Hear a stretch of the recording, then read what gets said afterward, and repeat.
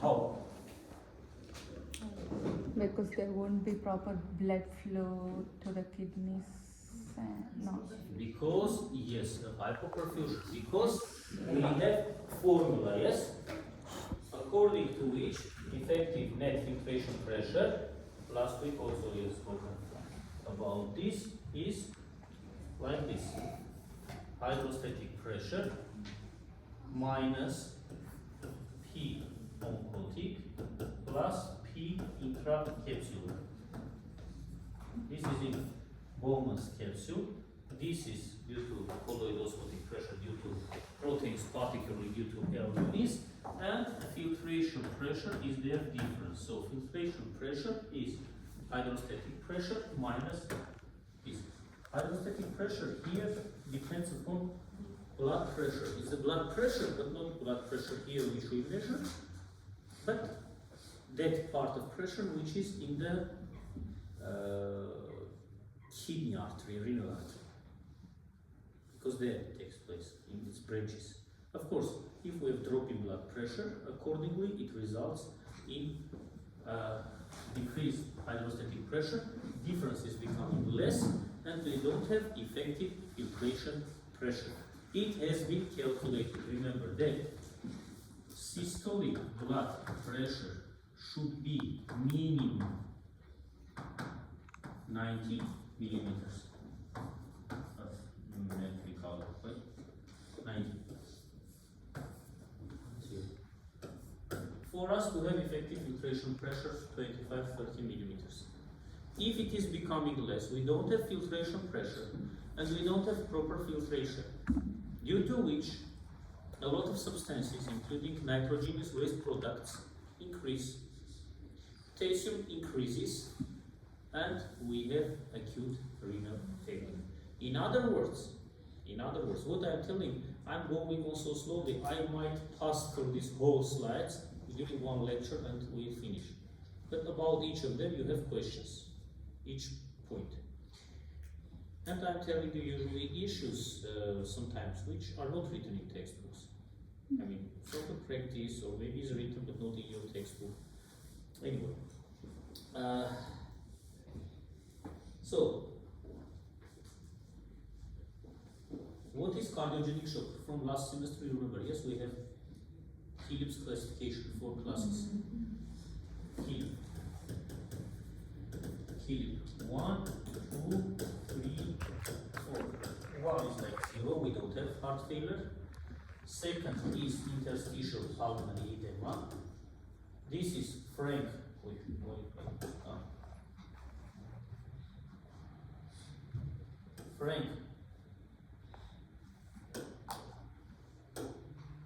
Frank pulmonary edema, pure pulmonary edema, and fourth is cardiogenic shock.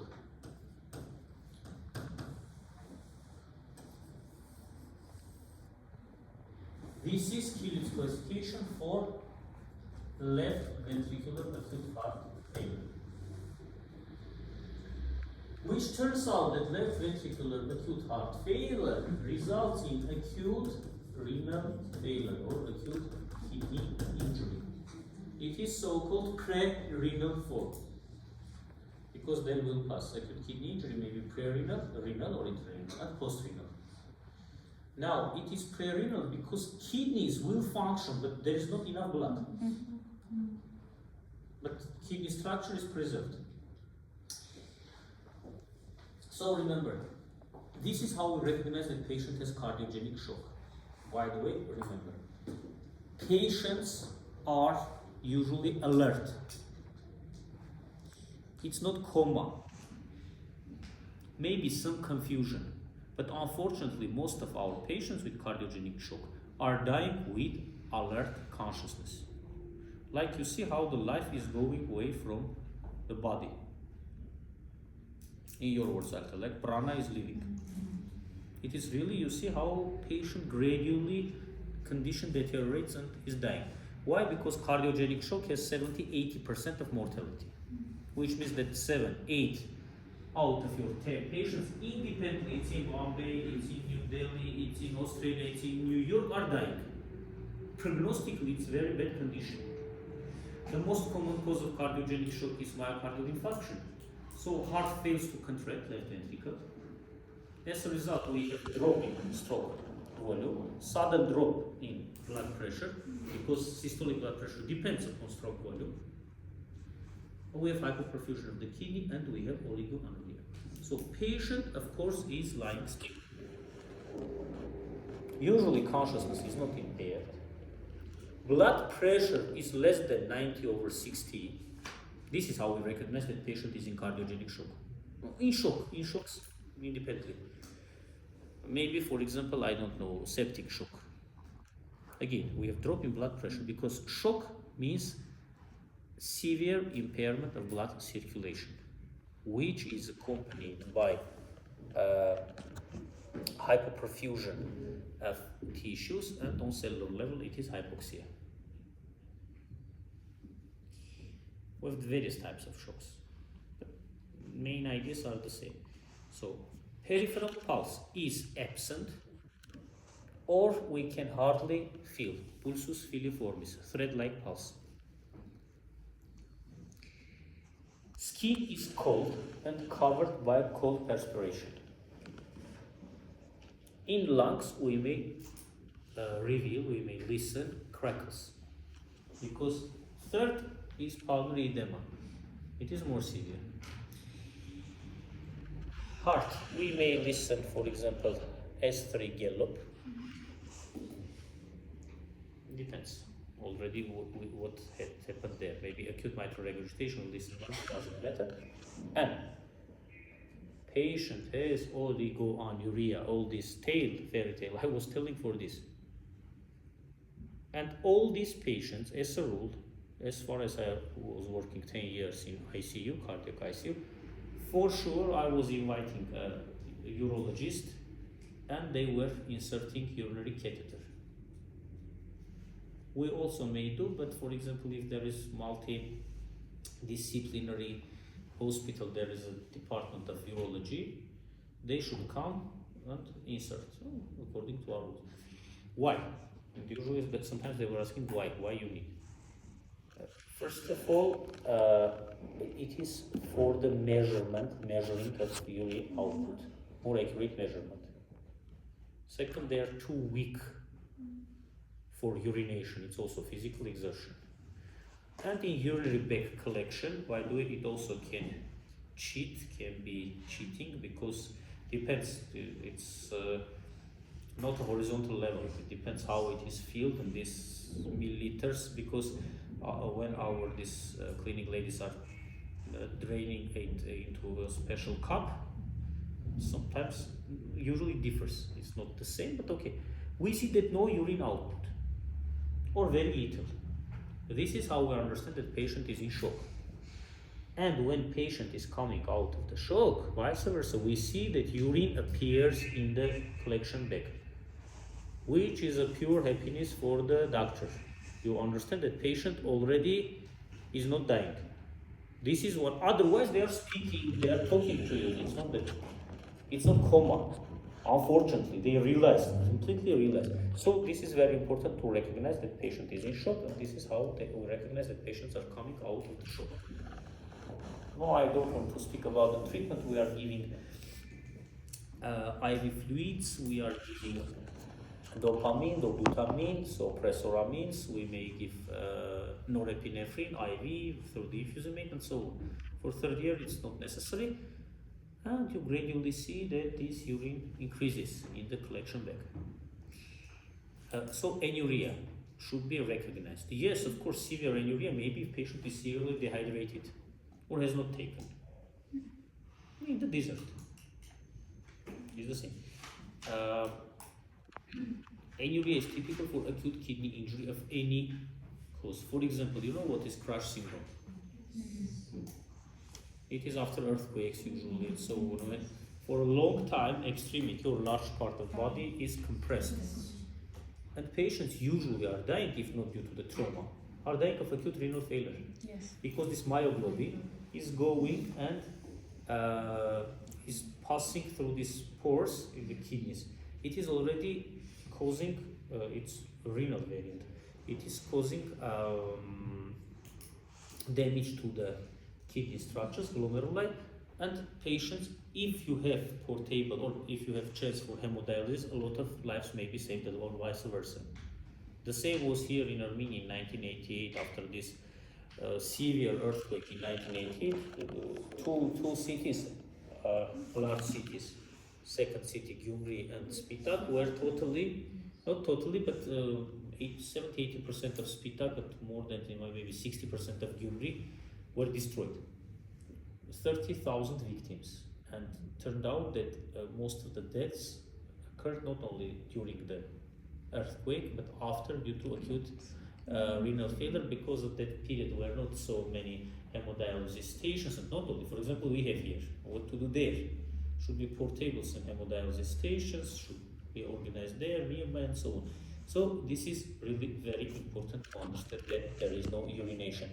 Independently in animals, if you see that the dog is not urinating, it's severe condition. We have two types of anuria, by the way, it's not written. I'll tell. We have secretory anuria, this is what I told you, when we don't have urine production, and excretory anuria. Maybe there is obstruction in urethra or in ureter, so kidney is able to produce urine to filter, but it cannot leave the urinary bladder. How to understand this? Clinically, we may understand, we may palpate this full urinary bladder above the suprapubic region. On percussion, we'll get dull sound. And also, a urinary bladder is filled, it is coming upwards, yes?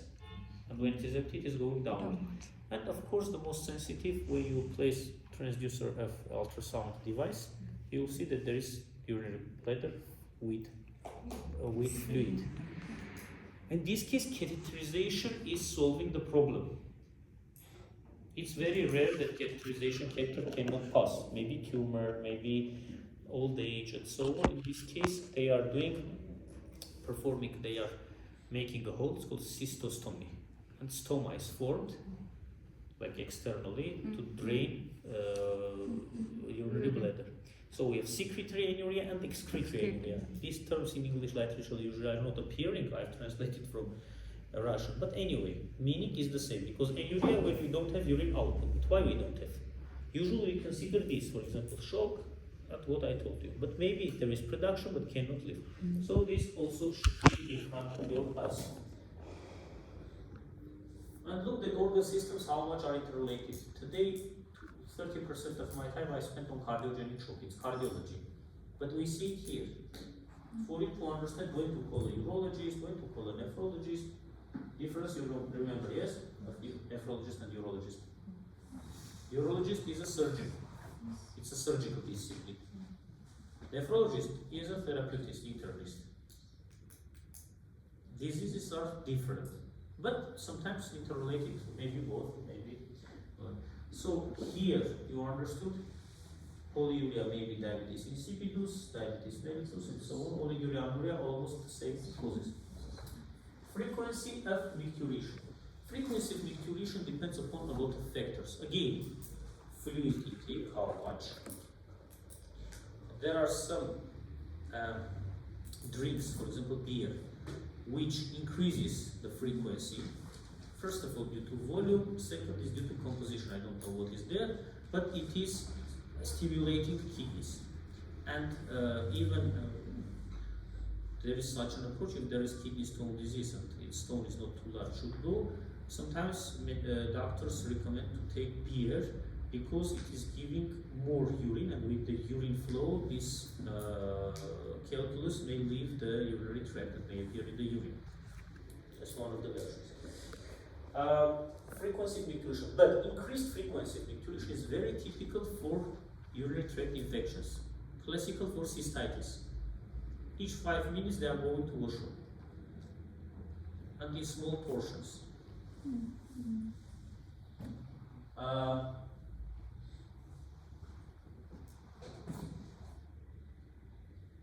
May be associated with burning sensation. It is due to urinary tract infection. Last week we spoke about male-female differences of urethra and why they usually have urinary tract infections. All these causes again are working here. Poor urine stream. Poor urine stream, it is mostly urological diagnosis rather than nephrological. It is already due to the loss of the tone. It's very typical for aging. Then through the muscle decreases, the tone is decreased, and stream accordingly decreases. There are special methods in urology, it's flowmetry. They are measuring velocity, direction of the stream, urine stream, and so on. And by this they can understand the severity of the problem. One more moment, very typical situation. Prostate gland hyperplasia, benign prostate hyperplasia, BPH, or prostate cancer. It is also related to the age. As you understand, it is only in males.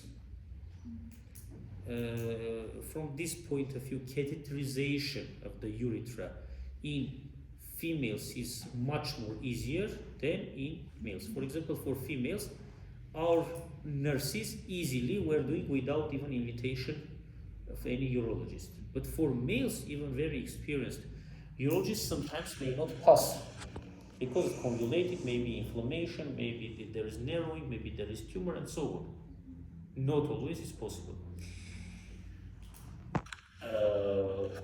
But of course, the distance is longer while you are passing. But during internship, we'll teach you if we have not seen how it should be done. We are not touching the catheter once it is out. We are using special lubricant gels, or sometimes just iodized solutions, which is disinfected as a fluid. And slowly we are inserting this until we reach the urinary bladder. On the tip of this, there is a balloon. It has another loop. Yes, injecting saline for it not to be removed. Though sometimes, especially patients which are not adequate, sometimes they manage to pull it out, but you understand, yes, how much damage it is causing. This balloon and hematuria we have, and so on. It's discomfort, but sometimes they just don't understand. These are really elderly people and so on. Not always, of course, they don't want to do so. But anyway, so one of the complaints, first complaints, they are telling you, doctor, after urination I feel that it's incomplete, that something is left. In reality, this something is left. Anytime, any ultrasound examination you'll go and see, I'm not telling for prostate, male, female, doesn't matter. Usually it is done twice, before urination and after urination. Urinary bladder should be full to assess structure of surrounding organs and so on. For females, yes, it's coming out, going down, coming upwards, going downwards, depending in which condition. In males particularly, we always, radiologist, ultrasound doctors, always are measuring volume of remaining urine. Some amount is allowed, 10, 15 milliliters may stay, it's normal. But for example, if you see that after urination 50 milliliters or 100 milliliters is there, it is indicating that evacuation is impaired. And it is speaking about prostate gland, indirect indication that patient has prostate gland hyperplasia or prostate cancer. By the way, for prostate cancer is checked PSA, prostate specific antigen. Usually it should be less than 4. Above this is gray zone, and above already I don't know, 8 or 10. It's one of the aspects. So look, from this complaint you may understand that patient has dysuria. You have class after this? So 5 minutes you may stay, yes? To finish this slide. Dysuria. Dysuria is identical to dyspepsia in GIT. Impaired urination. So dysuria is everything there, but usually it is discomfort, pain during urination. Very typical again for urinary tract infections. What is left? Disorders of urine composition. Hematuria. Normally, it depends where we decide, in 1 milliliter, in 1 liter, in the field of view under microscope. We'll speak about this when we speak about urinalysis, that is last part. Is allowed in field of view under microscope, field of view. 1 RBC, 2 maximum up to 1 RBC and 2 WBC in the urine may appear. More than this, leukocyturia, for example, is typical for pyelonephritis because mainly it is bacterial infection, and we may see specific, nowadays we are not telling, but specific types of leukocytes. Hematuria, usually we are not calling it erythrocyturia, but it's the same. RBCs are appearing in the urine. It has 2 large types, visible and invisible. Invisible means that it may be found only during microscopy. In other words, we call it microhematuria. Visible is called macrohematuria. When we see, it's called Coca-Cola color, tea colored urine. In Russian, it is called color when we are boiling meat. Meat is giving some this reddish color to the water, like this color, okay? So maybe recognize. And by the way, one thing I forgot to tell. Though last week I told, if we are taking more fluid, kidneys don't have time for concentration. We have lighter color, yes, and vice versa. In shock, in anuria, if we see, because in anuria it may be even absolutely absent. It is very dark color. Even we can get confused with hematuria, but in reality it is highly concentrated urine. Salts are more. It is giving this darker color.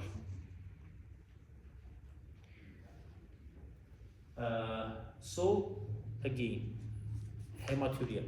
Hematuria causes are different. There are some specific pathologies like autoimmune Goodpasture syndrome, where we have autoantibodies against basal membrane of the lungs and kidneys, and we may have hematuria and respiratory failure, for example. Hematuria is typical for nephritic syndrome, in glomerulonephritis. Hematuria is typical, may be seen in some cases of chronic glomerulonephritis. Hematuria may be seen in case of kidney stone disease, when stone just mechanically is making damage to the structures. Hematuria is very typical for urinary bladder cancer, for prostate cancer, may be seen. Maybe first manifestation, I had a relative who died last year. First manifestation 5 years before this, he noticed hematuria. Of course, as it turned out, he has noticed before it, but didn't pay attention. When it turned out, they had to remove the urinary bladder, and it's called cystostoma. These ureters already are attached to the skin on lateral sides of the body, and there are collection, and special catheter is inserted there, and urine is coming out like this in the urinary collection bags, and each month a bit more it is being replaced, because anyway it's a direct connection to the environment, and this urine is never sterile. Normally urine is sterile, there are no bacteria, but in these patients it never can be sterile. No need to give antibiotics. Hematuria may be when patients are after some interventions, your urinary catheter insertion may lead to hematuria, will cause damage. So maybe iatrogenic. Hematuria may be if patient is receiving anticoagulants or antiplatelet medications, warfarin, heparin, doesn't matter, low molecular heparins. During COVID-19, when most of the patients were dying of thromboembolic complications, all patients were receiving normal, even high dose of anticoagulants. And especially if they were in ICU for some other reasons, and we had urine collection back after catheterization, we were observing that there is hematuria. We were calling, of course, a urologist. They should come and see. Ultrasound examination was done to rule out any, I don't know, something unusual, extraordinary, I don't know, tumor and so on. Tumors of this, I told you this, but usually they were telling one day, remove medication, anticoagulant. Next day, urine was coming back to normal color. So this also should be taken into account. But sometimes it's called false hematuria. Look, it has two senses. In one, some medications, some food, vegetables can give this reddish color. Beetroot. For example. Beetroot. But and sometimes, look, in females during menstruation period, this menstruation blood may appear in the urine. It is from one hand it's hematuria, yes, but it's not related to urinary tract. So it's false hematuria from the point of view of urinary tract. No need to get panic, but it depends. Of course, it's by chance. Anyway, device reveals the blood. So, doctor should ask, its menstruation period should be taken very carefully. Now, if you'll, next year I think we'll go to the hospitals, any urinalysis you'll take, 80% is written bacteria are there. But in reality, the urine collection was wrong technically. Hygiene was not preserved. And from the environment, this bacteria appears in the urine. Analyzer gives, look, Escherichia coli. Which means that this patient should receive antibiotic, at least. So these issues should be in front of your eyes. Proteinuria. Normally, very little amount of protein are allowed to be in the urine due to our metabolism. Protein metabolism. Maybe after physical exertion. Maybe in fever, after fever. 0.0033 gram per liter, it is allowed. Sometimes we are using term, it's called promile. This is promile. Person is like this. It is 100 part, yes, of something. This is 1000 part of something. It's called promile. So if we say, for example, proteins in the urine are 2 gram per liter, is the same to tell that it's 2, in this case, they are corresponding to each other. It's the same as gram liter. Usually in English literature is gram per liter, but anyway. Promile also. And normally some little amount is allowed. But above this is already considered proteinuria. Even in pregnancy, if I'm not mistaken, some amount is allowed, but above this already there should be caution. And we have mild, moderate, severe proteinuria.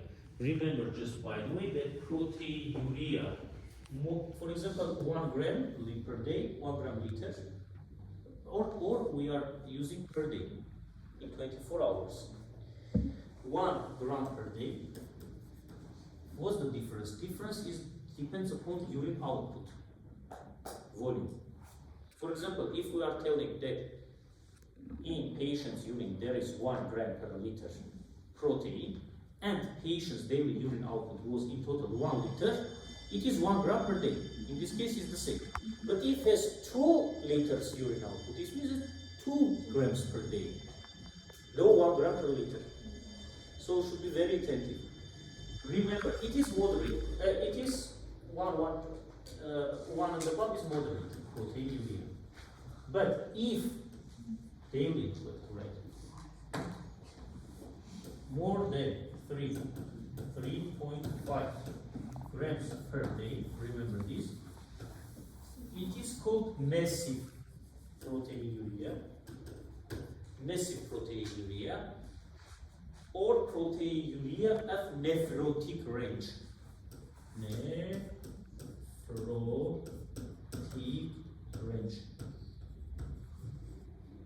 Nephrotic, not nephritic, nephrotic.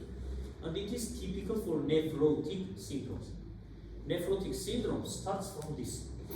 all other manifestations, hyperurinemia, edemas, maybe milder, maybe not so much expressed. Without these, there is no and cannot be nephrotic syndrome. It is called hallmark of nephrotic syndrome.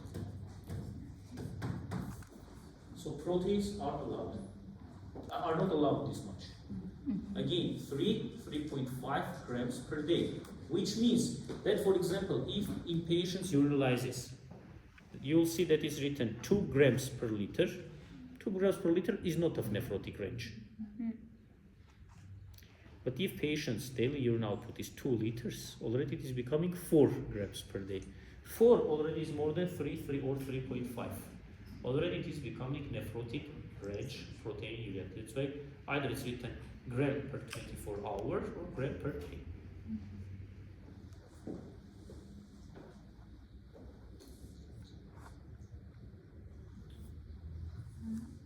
Now we'll finish. Pneumaturia, air in the urine. Yes, rarely, but maybe. Analyzer may find. How air may appear in the urine?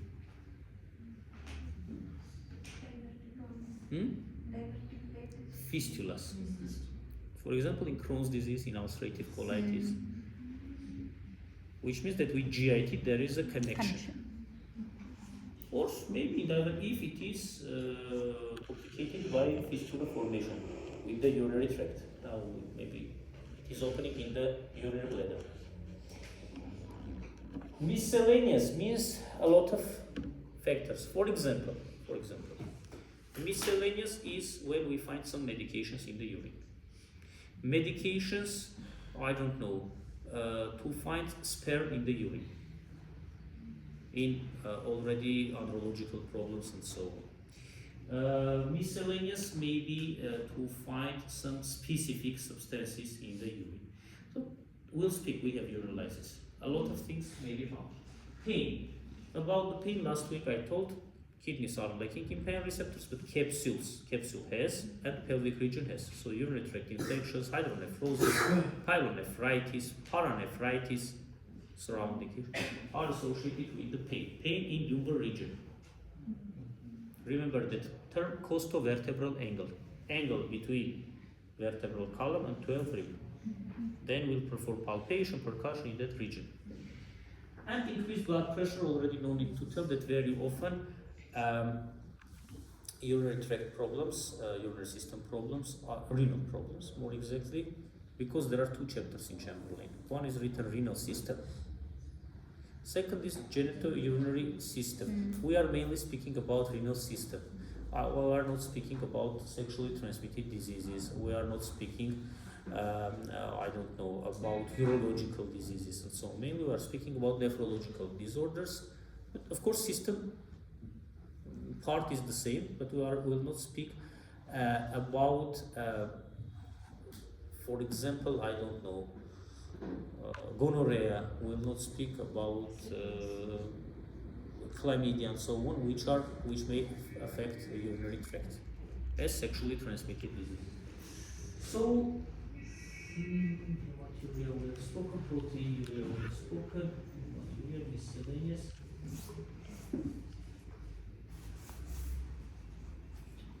One more thing, that if device cannot recognize, so it's below its range of recognition, but it is present, for example, the same protein, it's written traces, maybe, so very little amount, traces, okay? There were a lot of other issues, but I mean, when I'm telling you some things I remember, some things I forget, but mainly are these, okay? If you have any questions, please. If not, complete this presentation. What is written to comment, read from here, it is taking too much time. It's better for me and for you to tell you issues which are not written there, considering that you have learned what is written there. Main ideas, yes, but I mean a lot of details I am adding here, okay? If you don't have any other questions, you may call me. See you. Now,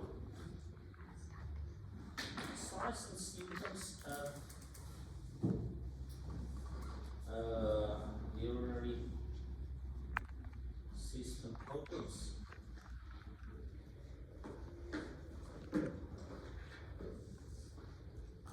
Let's start from this image now. Here, look at the image. Inspection.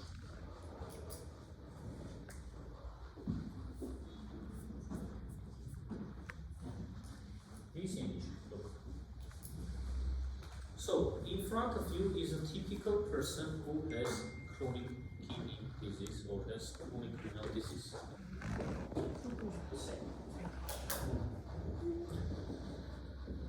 What we may find out. First, pale.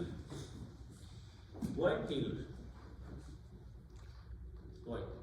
Anemia. Due to erythropoietin synthesis is lacking. JVP may be rise if we have fluid overload or tamponade. Possible. Patients may have pericarditis. Patients may, it's called dialysis pericarditis related to dialysis. We may have polyorgan failure. We may have increased respiratory rate and then in metabolic acidosis. Why metabolic acidosis? Because kidneys also are regulating acid-base levels.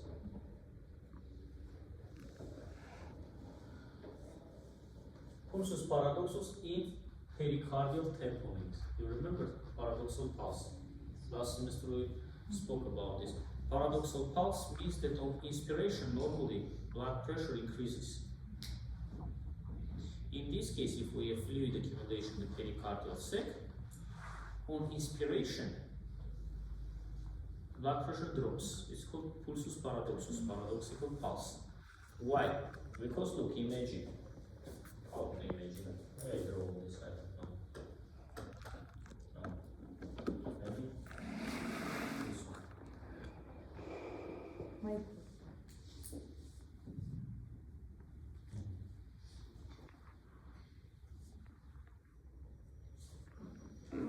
I imagine.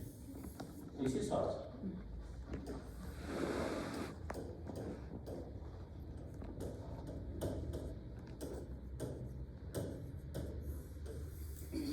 And this is pericardial sac.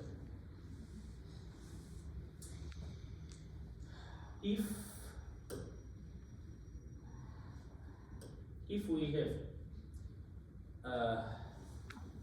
normal condition, we don't have fluid around it. On inspiration, venous return to the right parts of heart increases. It's physiology. And accordingly from right atrium to the right ventricle, we have more blood inflow. Yes?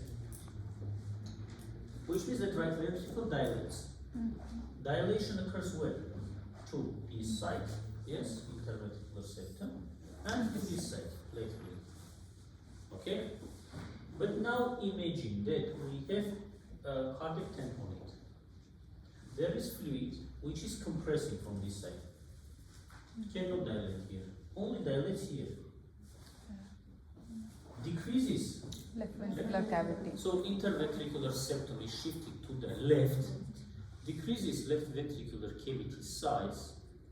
Accordingly, from left ventricle into aorta, less blood will flow during systole.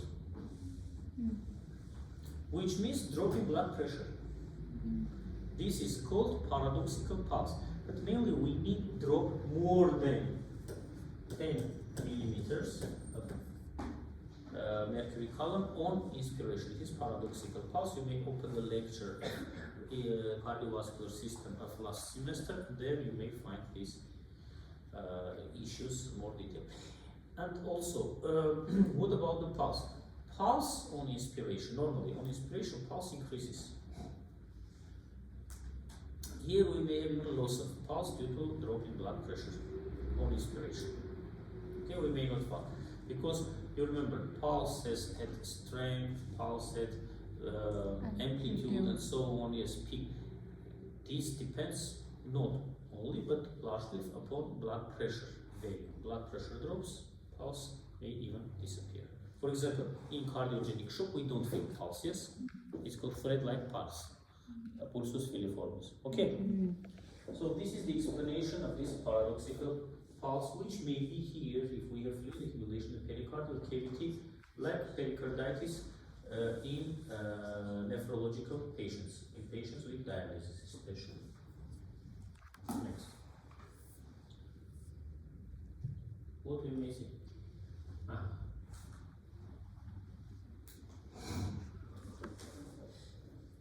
Pericardial friction rupture, because we may have pericarditis in dialysis patients. These waste products are depositing on the layers, like in infectious agents, where we had increased permeability. There, fibrinogen was forming fibrin deposits, and we had a lack of pericardial fluid, non-smooth surface. That's why, while contracting, it is leading to rubbing. Okay, so this is also possible. Look at this. It's called dual lumen venous catheter for transplantation. For hemodialysis. Last week we spoke that we have two variants of dialysis, hemodialysis and peritoneal dialysis. But how dialysis is done? For this patient is going to the hemodialysis centers and is attached to a special device. Literally we call it artificial kidney. The meaning of this device is to make most of kidney's functions: filtration, secretion, reabsorption. To maintain the balance, to maintain acid-base balance, to maintain blood pressure, and so on. Electrolyte balance, water, electrolyte balance. How is it done? Needle is inserted inside the patient's vessel. Look, I didn't tell vein. Any vein for any procedure you use very frequently, usually after 1-2 days, even venous catheters, after 3rd day should be removed and new site. It's a rule. Why? Because we have inflammation of the vein. It's called phlebitis. Usually intra-arterial we are not doing, sometimes some injections intra-arterially we are doing, but mainly we are using venous approach. But veins, we don't have so many veins. I mean, these patients each 2nd day, each 3rd day, okay, at least twice a week, 2 times per week, are going usually to hemodialysis session. Now, what to do? Instead was suggested a method which microsurgeons are forming a new vessel from that region, artery and vein. It's called fistula, arteriovenous fistula. It's already a thicker vein, a thicker vessel, this anastomosis. Of course, they are taking into account collaterals and so on for that region. And it is usually on the forearm, and you may see here or here. And on physical examination, you may notice this, which already, even if patient is not telling you, you may guess that patient is receiving hemodialysis. And hemodialysis we are not receiving just in case. It has strong indications. It means that patient has chronic kidney disease. Look, this is done only for chronic kidney disease. For acute renal failure, we are not forming fistula. First of all, we don't have so much time. It's an operation.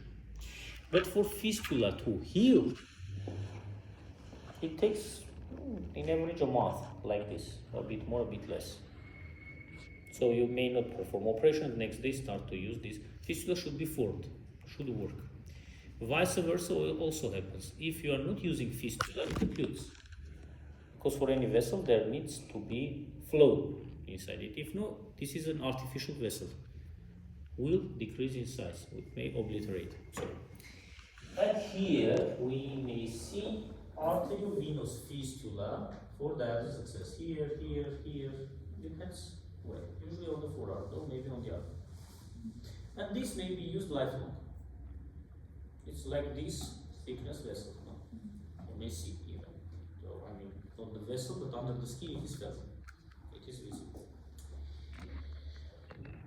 But what to do during this 1 month? Maybe patient already has severe acidosis or potassium level cannot be decreased by other methods, or creatinine is rising too much, and so on. For this case are used these catheters. It's called special dual lumen central venous catheter for hemodialysis. It will be used until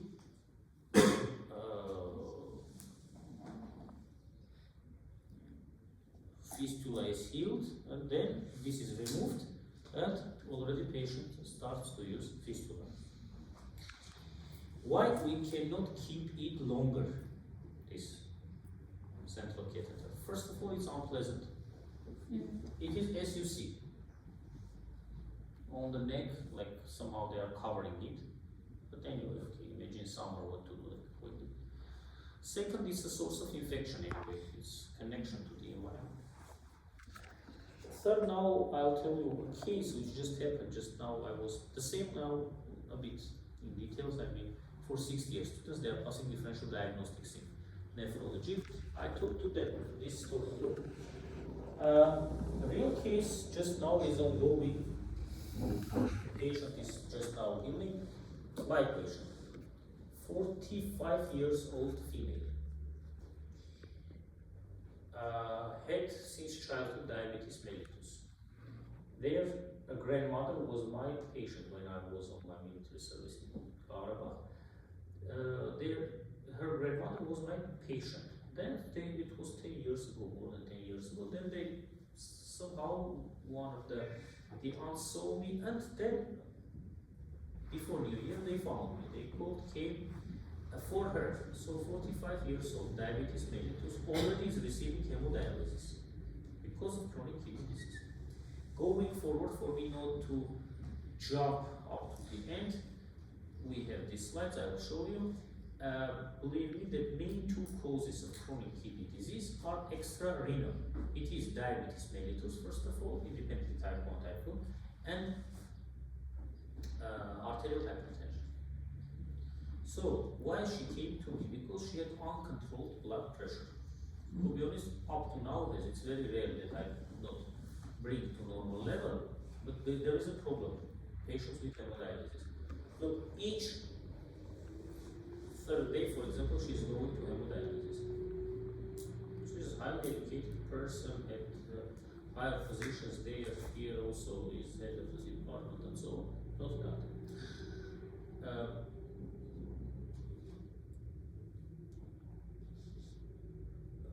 When they are undergoing hemodialysis, they have drop in blood pressure very often. She tells that it is becoming less than 90, 80 systolic blood pressure. So on that day she's not receiving medications. Even without receiving, it's officially. Hemodialysis doctor tells not to take antihypertensive medications. And there is a drop. On other days, 230, 250. Though she was receiving almost all groups of medications. She came, I changed a bit central agents like DOPA, which has central sympatholytic effect and so on. Still I could not reach target values. She has come for this why I tell him this prehistory for you to understand. And she came already with this catheter because fistula was just formed and they were waiting for it to heal. And as routinely I thought, they had a lot of analysis. She's not married, her mother and aunt are living with her. They are very attentive. She has a lot of issues, I mean, analysis, results, lab tests, instrumental. They told, what do you need? I told this, biochemical analysis and so on, to understand with other organ system conditions. And I told ECG, they have done, but not recently. I told one ECG and one echocardiography to understand. We have hypertrophy of left ventricle, we don't have how much and so on. They told, though we have passed during hemodialysis, but we will go with whom you recommend. I told, okay, I recommended one of my friends who is a very good specialist. Even a few years ago, we invited him as a commission member for the state exam. who is very good at echocardiography, and also he is one of the pioneers, one of the first who in Armenia are doing cardiac MRI. He studied in Switzerland and so on. Now look, and he called me, told that in right atrium, everything was okay with the heart. In right atrium there was a clot or some structure, round shaped, 2 on 2 centimeters, 4 centimeters square. And she's a slim girl, like maximum 45 kilograms of weight, maximum. And imagine that heart cannot be as this size, like this. And here we have such kind of issue. But echocardiography cannot tell what it is. For example, if it will be in left atrium, we'll think about myxoma. It's a benign tumor, very often appears in left atrium, may lead to mitral stenosis and so on. For such kind of issues, is recommended transesophageal echocardiography, not transthoracic. But and this doctor recommended either this or there is one more better method. It's cardiac MRI. But by MRI, by density, it may be told it is clot, it is tumor, or what. They performed as I recommend. Turned out that it's clot. And then I opened the literature, medical search. It's not very common finding. There are a lot of people with central catheters. That people who have central catheters, there is some likelihood of clot to appear. Why in the right atrium? Because through the venous approach, it is in the right atrium. So per continuation, now it was due to infection. I cannot tell. Or like as irritation because as foreign bodies or clot appeared. For clot appearance, we have 3 conditions. Virchow tried. Yes, damage, endothelial damage. Of course, it might be while performing local damage. What else? Hypercoagulation and stasis. So, though about coagulation, she was receiving apixaban. It is rivaroxaban, apixaban. They are acting on 10th factor of coagulation. Modern medications, Xarelto, it is Eliquis. Okay, as it turned out, we placed patient on. One option was to place over warfarin, but warfarin is very difficult to regulate. We need INR control and so on.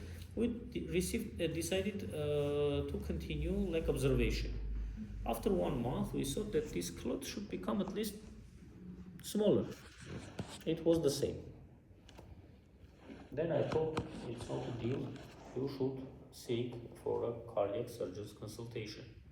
If they will recommend to remove this surgically, it turned out that they can do, and instead of sternotomy, some thoracotomy was done for the wound not to be too large, because then this healing process is very severe, like in cabbage and so on, and they removed. And just a few days ago, she called me and sent pathological verification. So this structure turned out that it's really clot. A red clot, like this, pathological. So look from where to where. She has come to. So by the way, they had skipped this clot because she had undergone echocardiography. They have not seen this. Then her mother went to the doctor, told, but now we have revealed. She told, okay, I lied. I have seen, but I could not. But I think that they have skipped just. I don't know. Maybe of visualization, maybe we're tired, maybe if they are quality, I don't know. Anyway, if she wouldn't have come to me, if I just by chance it was revealed, she might die of pulmonary embolism. Imagine 2 centimeters size of clot. It may undergo defragmentation and may appear. So what I mean that this should be removed possibly soon. I'm speaking for CKD. For acute renal failure, for acute kidney injury, maybe 1-2 sessions and it is removed anyway. It's not kept. But she had some problems with the fistula. Fistula was not working yet. They could not see flow inside this fistula. So it took time, longer time than it should be. But of course, individual peculiarities also are possible. Easily bruising because coagulation markers also may be lost in nephrotic syndrome. We'll speak about this, and we may have high risk of bleeding.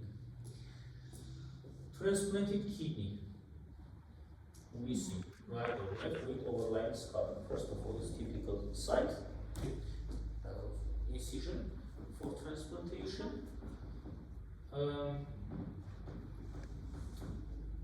Yellow complexion may be due to these metabolic changes, and this waste products is giving some yellowish, but it's not jaundice. Though maybe also this, if we have multi-organ failure and also liver failure.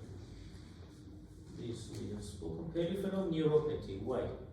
Absent reflexes, reduced sensation, paresthesia. It is not for CKD, it is for the diabetes very often because of diabetic neuropathy. Diabetes affects vessels. Vessels have also nerves, vasa nervorum. So their affection may result in diabetic neuropathy, maybe motor nerves, maybe sensory nerves. Yeah, up to absent reflexes, reduced sensation, paresthesia, they are not written here. Even we may palpate the pulse on dorsalis pubis, it may be absent.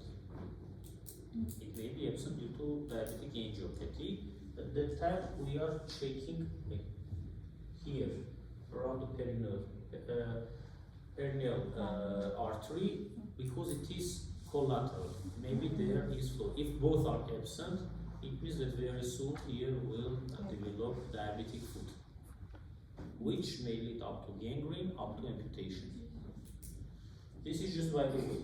But this patient also may be on hemodialysis. This patient also may have chronic kidney disease because of diabetes mellitus. Excoriation of pruritus, they have itchy because these waste products may also irritate the skin. We don't have normal excretion of products.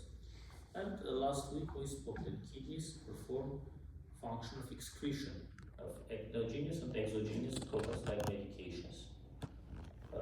Because for excretion we have two ways, either by the hepatobiliary system through the feces or either by the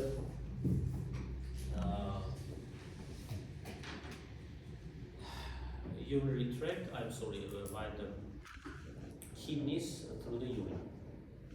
And the meaning of this liver metabolism, phase 1, phase 2 reactions, is to get more water soluble, more convenient products to be excreted. Okay?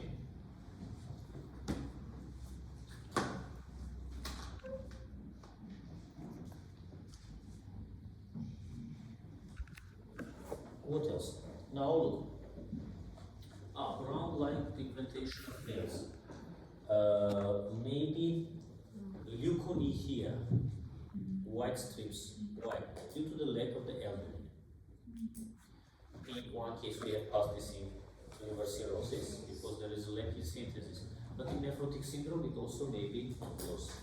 So these are main manifestations. Now let's go back and speak about signs and symptoms. Okay?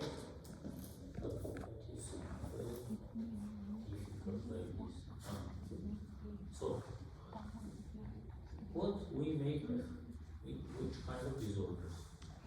So we may have disorders of micturition, or in other words, urination, disorders of urine composition, and disorders of urine volume. Let's start from volume. Normal daily urine output is from 1 to 3 liters usually.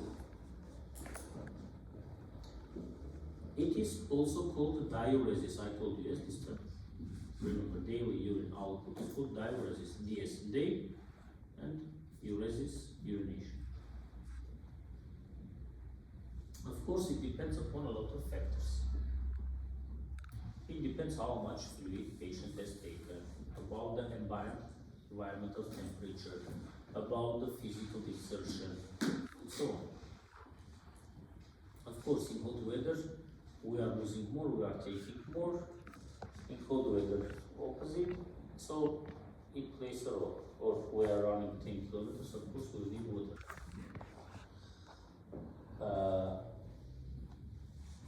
It may be reflected on the urine output. Now look which variants we may have. More than 3 liters is called polyuria. Oliguria is considered when it is less than 500 milliliters or 400 milliliters nowadays. Anuria when we don't have urine at all, or we have very little amount of urine, like 50, 100 milliliters. Sometimes 100, 150 are considered as oligoanuria, or in Spain we call it absent. Because to have during the 24 hours 50 milliliters of urine output is the same as not to have at all. In this case, they are synonyms.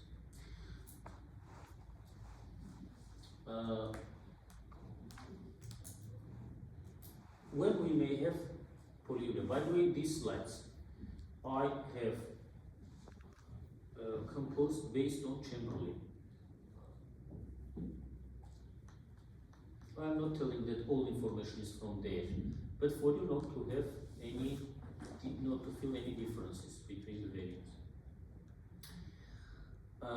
Polyuria, when we may have polyuria, we may have if we have increased fluid intake, independently of the cause. Here maybe benign this condition. Okay, instead of 1 liter, I'm taking 2 liters because it's hot, for example. Polyuria is typical also for which condition?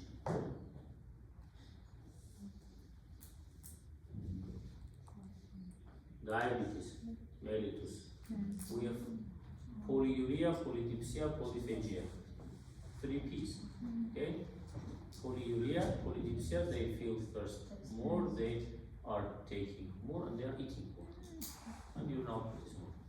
So polyuria, polydipsia, polyphagia. It is diabetes mellitus, or due to conditions increased fluid intake, or diabetes mellitus. Another variant, diabetes insipidus, from the hypothalamic diabetes, yes, due to antidiuretic hormone. So,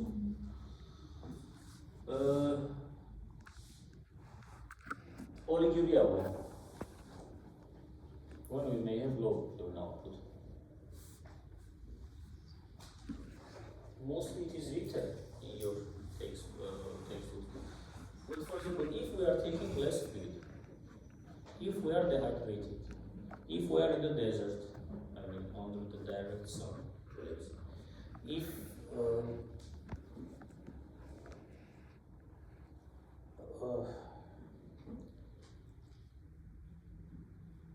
is losing more dehydration, for example, after diarrhea, after vomiting, after burns, because fluid from this wall surface is lost. And then urea, maybe the same causes, but usually they are not resulting in anuria. One of the causes is shock. For example, cardiogenic shock. This is, by the way, one of the aspects how we recognize that patient has a shock. Okay, just give me 1 minute. I'll make one call. Come back. You think the mechanism of how shock results in anuria, and about each of them we should speak. This is one of not one in a lot of tickets. Such kind of questions appear. In one case, in special part like the disease, this disease has these manifestations, or in general part if you have signs and symptoms. Okay. Just now, I'm just like to